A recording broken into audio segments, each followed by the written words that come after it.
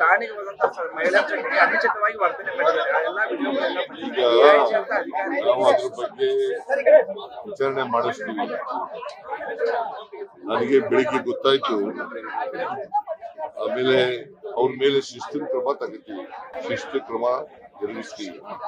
ಎಷ್ಟೇ ಎತ್ತರದ ಅಧಿಕಾರಿ ಆದ್ರೂ ಕೂಡ ಕಾನೂನಿಗಿಂತ ಯಾರು ದೊಡ್ಡವರಲ್ಲ, ಅವ್ರ ಮೇಲೆ ಶಿಸ್ತಿನ ಕ್ರಮ ತಗೊಳ್ತಕ್ಕಂಥ ಕೆಲಸ ಮಾಡ್ತೀವಿ. ಅದನ್ನ ವಿಚಾರಣೆ ಮಾಡಿ ಆಮೇಲೆ ಕ್ರಮ ತಗೋತೀವಿ.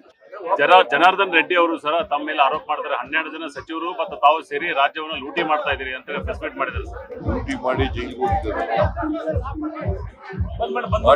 What moral right he has? ಲೂಟಿ ಮಾಡೋದ್ ಮೇಲೆ ತಾನೇ ಜೈಲಿಗೆ ಹೋಗಿದ್ದಾರೆ. ಮತ್ತೆ ಅವರು ಬಳ್ಳಾರಿಗೆ ಬರಬಾರದು ಅಂತ ಯಾಕೆ ಹೇಳಿದ್ರು? ಕಂಡೀಷನ್ ಹಾಕಿದ್ರಲ್ಲ ಸುಪ್ರೀಂ ಕೋರ್ಟ್ ಮುಂದೆ. ಈಗಲೂ ಕೇಸ್ ಇದೆ. ಆರ್ ಅಶೋಕ್ ಅವರು ಅದನ್ನ ಹೇಳಿದ್ದಾರೆ. ಈ ವಿರೋಧ ಪಕ್ಷದವರು ಸುಳ್ಳು ಹೇಳೋದು ಬಿಟ್ರೆ ಬೇರೆ ಏನು ಗೊತ್ತಿಲ್ಲ ಅವ್ರಿಗೆ. ಸುಳ್ಳು ಆರೋಪಗಳನ್ನು ಮಾಡೋದು, ಸುಳ್ಳು ಹೇಳೋದು, ಜನಗಳನ್ನ ದಾರಿ ತಪ್ಪಿಸ್ತಕ್ಕಂಥ ಕೆಲಸವನ್ನ ಮಾಡ್ತಕ್ಕಂಥ. ಈಗ ಅಸೆಂಬ್ಲಿ ಶುರುವಾಗುತ್ತಲ್ಲ 22ರಿಂದ, ಮಾತಾಡ್ಲಿ ಸರ್. ಈಗ ಗಡಿ ವಿಚಾರಣೆ ಸುಪ್ರೀಂ ಕೋರ್ಟ್ ಮುಂದೆ ಬರ್ತಾ ಇದೆ 21ನೇ ತಾರೀಕು ಸರ್. ಯಾವ ರೀತಿ ರಾಜ್ಯ ಸರ್ಕಾರ ನಾವು ಒಳ್ಳೆ ಲಾಯರ್ ಇಟ್ಕೊಂಡು, because there is no case. ಮಹಾರಾಷ್ಟ್ರದವರು ಕೇಸ್ ಹಾಕಿದಕ್ಕೆ ಅವ್ರಿಗೆ ಯಾವುದೇ ಇಲ್ಲ. ಜುರಿಸ್ಟಿಕ್ಷನ್ ಮೇಲೆ ನಮ್ಮ